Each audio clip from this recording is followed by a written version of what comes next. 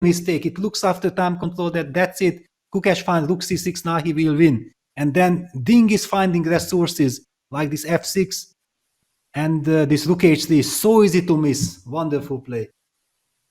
Are we in for one more twist? One more turn of the players' fates? That's the biggest question of all, as the time situation starts to equalize. As you said, Peter, the moves, the emotions, they've spoken for themselves. Can Gukesh find any tricky resource here? That is what he's devoting almost all of his time to. Yeah, for example, after the move f3, how would you react? Just a question. I would play, knight c3 maybe? Yes, and then because I will have this bishop c2 resource, so rook c4 check first. I see what you're going for. I have to go king g3, I guess. Yes. Yeah. It's also very scary what I'm doing from the white side, yeah, but yeah, it's... Wait, but still, king g3, rook g4? It's scary for black, yeah? If your king has to... bishop e2? Then rook e3, king d2. I feel like we've seen that a resource before and it didn't work the first time.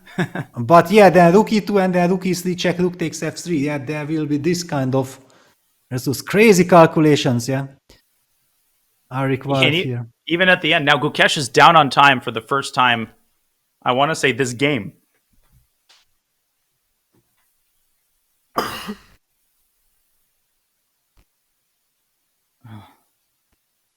F3. Black will suddenly start playing for a win. F3, rook e3, king f1, no? People are saying yes. F3. Yeah, rook e3, king f1. Knight somewhere, and king f2. The king zigzags its way out of the checks. Oh my gosh. I feel like if white doesn't know what to do, then f3 is still kind of a try, because if you allow rook h3, then I can already never kick this knight with f3, and then rook h1 check will be very awkward with the bishop on d1. At least it forces black to make a decision, because rook h3 is on Ding's mind. Try to pose a new set of circumstances and induce one last blunder. But now Gukesh is a minute down on the clock. Unbelievable. And look at how he's shaking his chair. Yeah, it's a very dramatic situation. And it's not a joke that he has to be careful not to overpress, because there have been games where you're so upset, you're sort of in denial, and suddenly you're like, wait a second, black has really active pieces. So Gukesh has to keep that in mind, and of course he will. He's way too professional to allow, I think, anything like that to happen, but you never know. You just never know.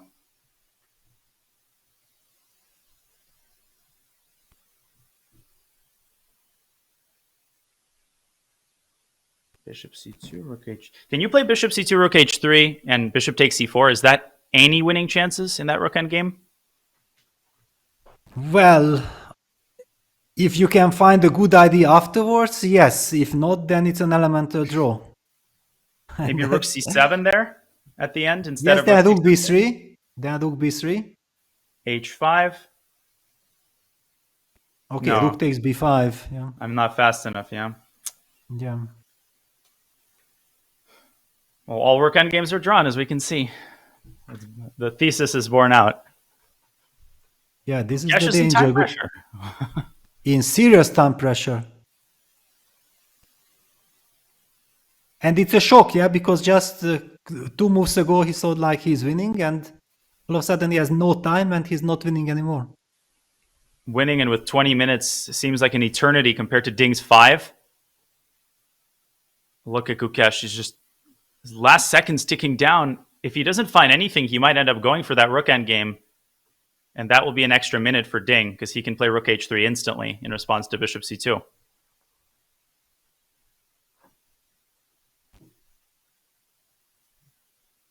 Yeah, bishop c2, rook h3. The key line. Yeah, chess is such a brutal game. Yeah, you are fighting, and that's why I hate when people don't appreciate and respect draws. Yeah, because how many draws in chess are incredible fights. Yeah, so Of course, the game is not yet drawn. I just want to highlight that incredible fight by both players. Yeah, draw can be the most fighting result when you actually take the time to appreciate all the twists and turns. But like you said, under 2 minutes now is Gukesh.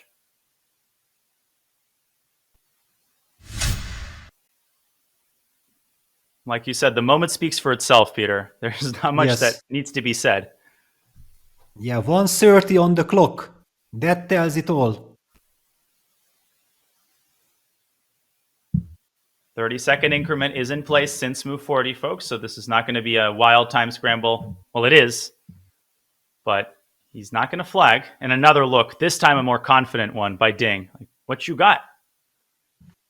Exactly.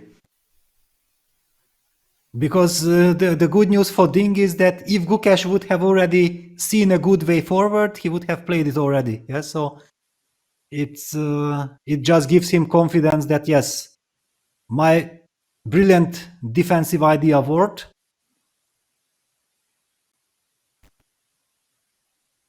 Under a minute now. I think he's going to end up going bishop c2 and taking the knight. Like that is the bailout eject from the burning cabin option if he just doesn't see anything else. Because that guarantees that nothing insane happens. 30 seconds. Yeah, he made a move. Bishop c2 on the board. Good call.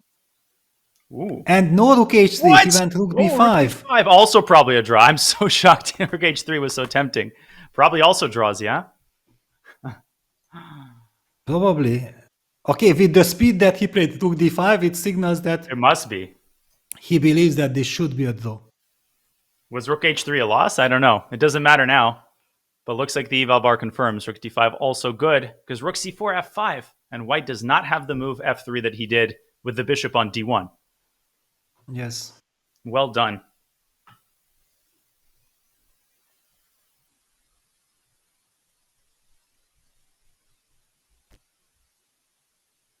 "20 seconds again." And he goes back to c4 and f5 will happen.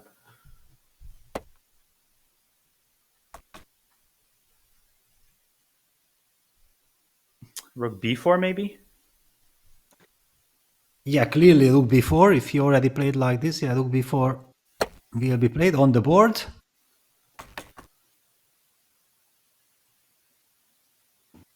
What now? Rook c5 is a move, but that might help the bishop get back to d1. That probably isn't what you want to do. It's not over. A ding still has to be precise. Yes, this rook c4, rook b4 was a good idea. Keeping some tension in the game. What's the clinical option here for Ding Liren?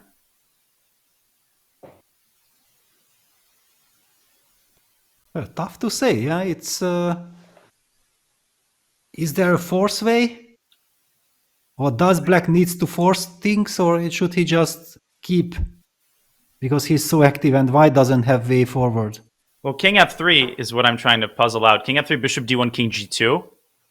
And at that point, it might become a 3-result game.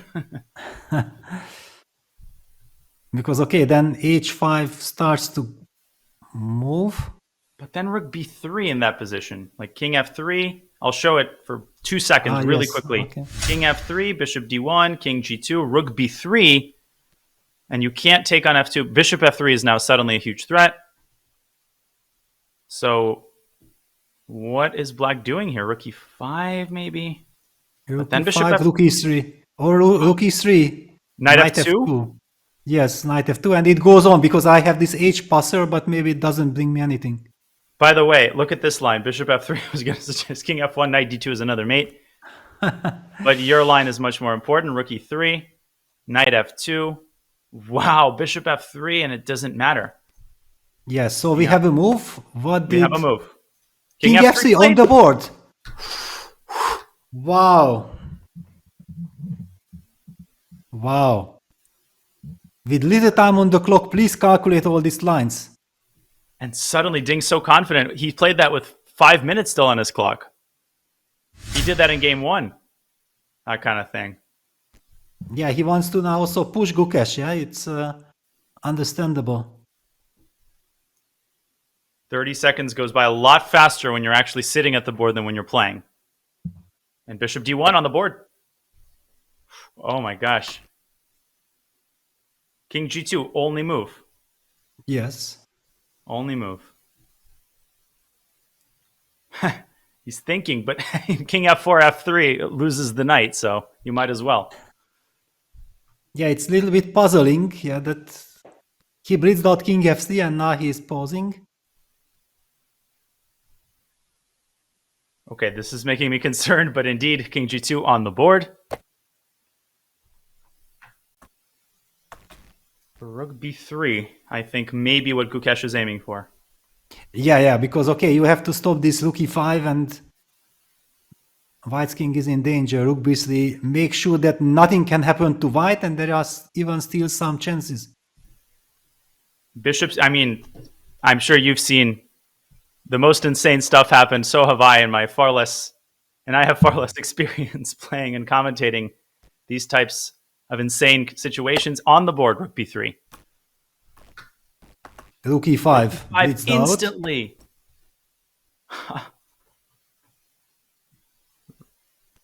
Which means he sees rook e3, knight f2, doesn't he?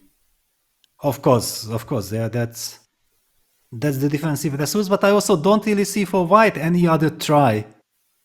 Okay, bishop f3, check, king h2.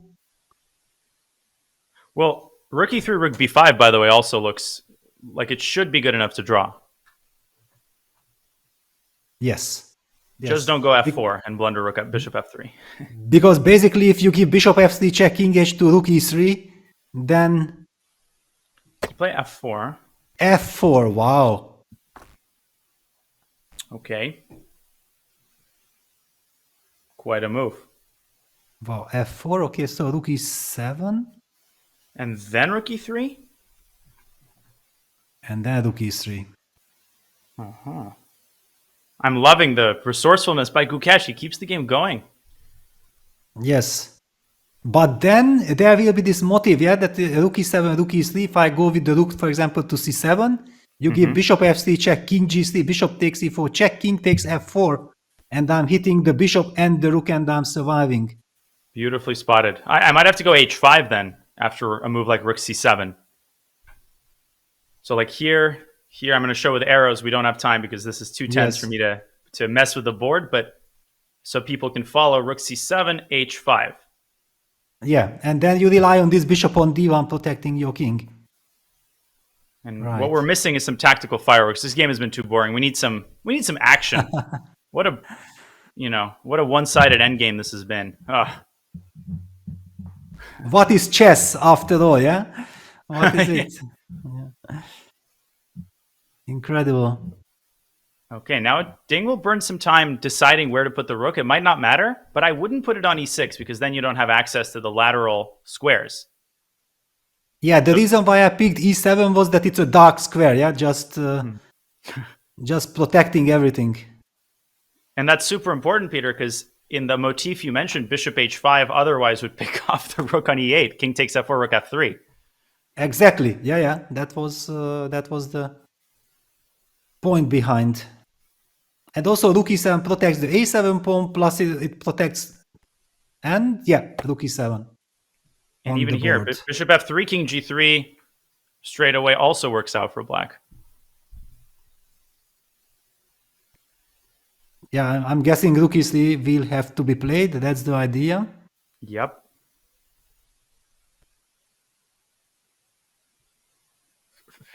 And then do we go for rook c7, or is there even some argument for rook g7, h5, king h2 with fancy idea of rook g1 check? But I don't believe in this rook g1 check. I just wanted to mention that even there is such idea. I think it might draw because you have rook g1 and rook g2, and I feel like yes, but something tells me that I would prefer to put the rook on c7 rather than this. But and so would my heart. I prefer for Ding to put the rook on c7. But yes, this motif is actually critical because otherwise it would be losing if you didn't have this king g3, bishop e4, king f4. What a try by Gukesh to make Ding find this. Yeah, Gukesh is also fighting like hell. Yeah, he wants to win this game at all cost. Yeah, he knows that he had fantastic Ooh. chance. Rook It goes the other way. h7 I was going to point this out. H5 and just try to go after the pawn. with knight g3 or knight f6 or knight g3 maybe. Yeah, Too scared to say a move. Yeah, knight g3, bishop f3, and king g1 maybe. king g1, then some rook e5. Okay, it goes on. Something tells me we might get rook and bishop versus rook for another hour Okay, of action at Gukesh the end. very low on the clock, but of course, yeah, he knows, he's very experienced, that no need to rush.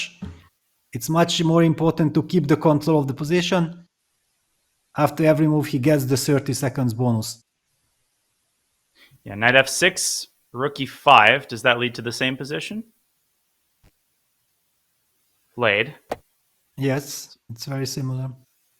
Does black have a better move after rook e5 here? Can black just force the draw?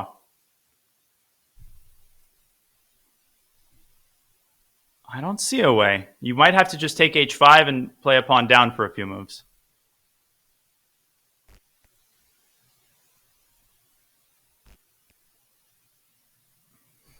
"15 seconds, Gukesh. I'm expecting rook e5. Yeah, rook e5 is logical. 5 seconds, got to make a move. 3 seconds, and he's played it. Oh my gosh. I can also imagine Gukesh fans, yeah, when they see 3 seconds and he's not moving yet, they can get a heart attack. But of course, Gukesh knows that he's controlling the clock. The decibel level in like the live studio where Sagar is doing Yes. so much amazing work, that just jumped way up to the level of a soccer stadium. Gotta move. Knight g3, yes, Well on the board. done. Rook e5, just rook f7. There's no need to do anything fancy for black. Just pick off the pawn. Oh my And gosh, if rook you go f6, rook- rook e7 loses. Yes, and if rook f8, yeah, this is the rule that you have to move away from this enemy knight as far as possible. If I go rook f8, Maybe I can go after your b pawn, like rook b7. I wasn't joking that we might get rook and bishop versus king. I don't think Ding should allow that, though. exactly, now already he probably shouldn't. Yeah. Here we go again. Unbearable Again. tension, yeah, even like this, we are neutral commentators, we are just enjoying the show and this fantastic fight, but I'm also so tensed for both players. Get away from that f6 square. Get away from any knight forks. I somehow feel that Gukesh deserves to win the game, Ding deserves to save the game, and we will only have one result. It's still not over. I mean, rook b7, f5. I think it's essentially the easy part at that point, but there's no such thing as easy when the tension is this high after 5 hours of play at the World Championship. Easy is Yeah, not. 5 Get that out hours of the dictionary. and this crazy timed scramble. Yeah, this is if the players would have now half an hour each, then I think they would be quite relaxed, but not like this. Rook On the b7 board, played. rook b7. Any tricks here? Maybe you can try to cling to the pawn, bishop a4. Why give it away unless you need to? Yes, if you can. But then you also allow some king f3 business. Can black try to play for some mating ideas? Or King that f3, does king not work? d2. Yes, king d2. He's Knight played it, I e4 think. check. Yeah, he protects the pawn. Ding has that time cushion, though. He might do well to spend a little bit of time here. Make sure like the f pawn doesn't get out of control. There's these types of tricks. Of course, it doesn't work. Rook will move and capture the pawn. But still. Yeah, there is still a lot of tension here. King f3, king d2, knight e4. The black knight can get around to c5 and kick the bishop away. Yeah, I feel like, okay, king f3 and then knight e4 check gives me quite a lot of stability. I should be able to liquidate. What about king f3, f5 and pray that white doesn't get mated? Yes.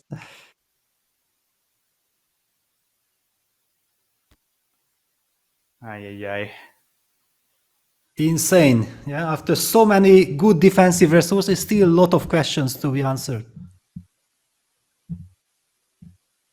3 minutes now for Ding, but this is where his time management is paying dividends. He can calm himself down, just double check for any shenanigans, and choose a move with a lot of confidence. King f3, correct. f5.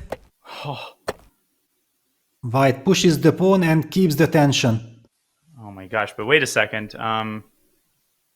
So what's Black's move? Rook e7 is a little counterproductive, it seems. Yes, then king runs out. What about like? Knight e4. Yeah, I was thinking about it. A6. No, it doesn't work. But okay, White maybe can knight block. e4. F6. Okay, yeah, Yeah. he plays king f4. Yeah, this was the other strategy. Just keep on harassing this pawn. Yeah, because the f pawn can be finally maybe captured. Yeah, Knight knight e4, e4. just chasing it down with a knight. Yes. F7. What's the move though? Well, okay, knight d6. I'm assuming I can always set it up that I can always end up in rook bishop versus rook Yeah, if I feel. but I would no. I understand. I understand. Anything but that.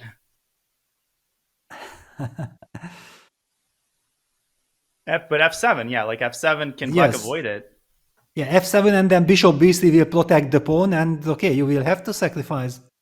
F7, knight c5 is a blunder because of rook c8, but he goes bishop c2, tries to be tricky. Oh, rook b5, bishop e4. I think rook e5 there may be a draw. And then rook e4 and rook e7? Yes, that is like this fairy tale draw. I call But this the okay, rook hardest b5, draw. I can push f7, and you will have to sacrifice your knight or not. You have then knight d6. Yeah, I think knight d6 is good enough. Wow, and then bishop g6. Okay, I will somehow try to get this, but Rook b5 is not the move, apparently. Knight d6. knight d6 played, of course, it's the professional move. Why risk it with crazy tactics when you have simply knight d6 stabilizing the situation? Now the pawn doesn't even reach f7. Yes, Rook exactly. d8. So now also king e5 is coming. It's a draw. I mean, Gukesh has run out of resources. And after king e5 already rook f7 will be a threat, also just liquidating everything. Oh, there's that look again. Yeah.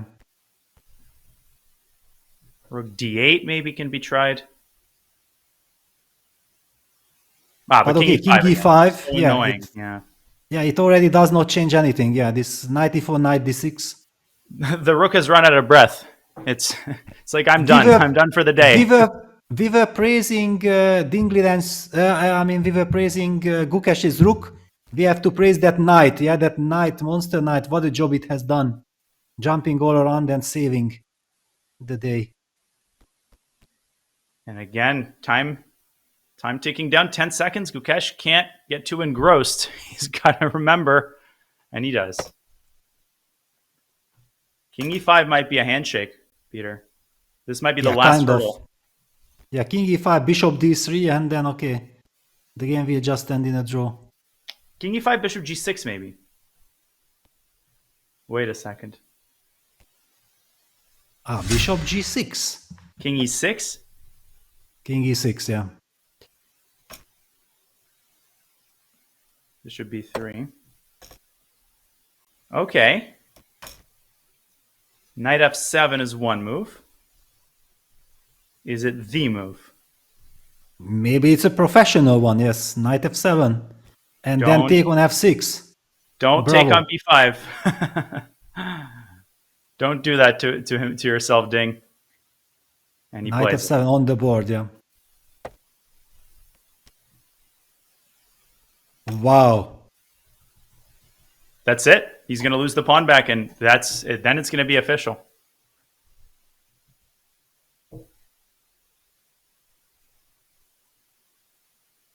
Yeah, and this is the moment when also Gukesh knows that, okay, that's it. The game is kind of finished, yeah, because before he was still hoping that maybe, there was the maybe. But now there is no hope. Yeah, he was riding the wave of adrenaline. You know, you're in the time scramble. Now the realization sets in, as you said, he might take the knight, but you can't even keep the extra pawn. Like, there is just no way. You're losing the pawn on the next move by force.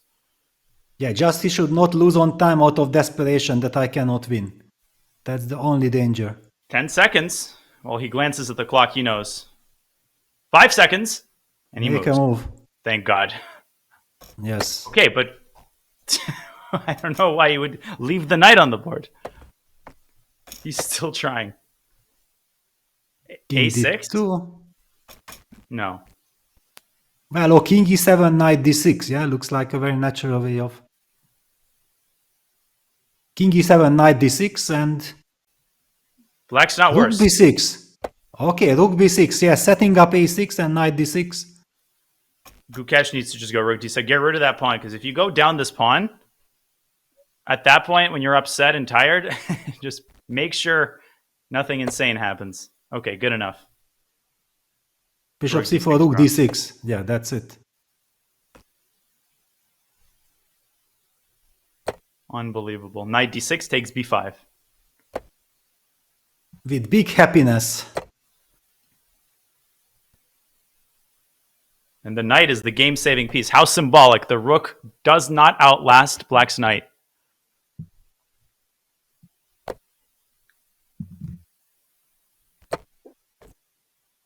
And both kings live to tell the tale. It is officially a draw. Wow. Insane action. We have witnessed a fantastic game. The applause is absolutely correct. It is warranted and on both sides. A great game like this takes two authors. And although Gukesh will be the heartbroken one, his fighting spirit deserves just as much praise. But it is Ding's unbelievable resilience at so many stages of the game that saves him an absolutely pivotal half point in this never predictable World Championship match.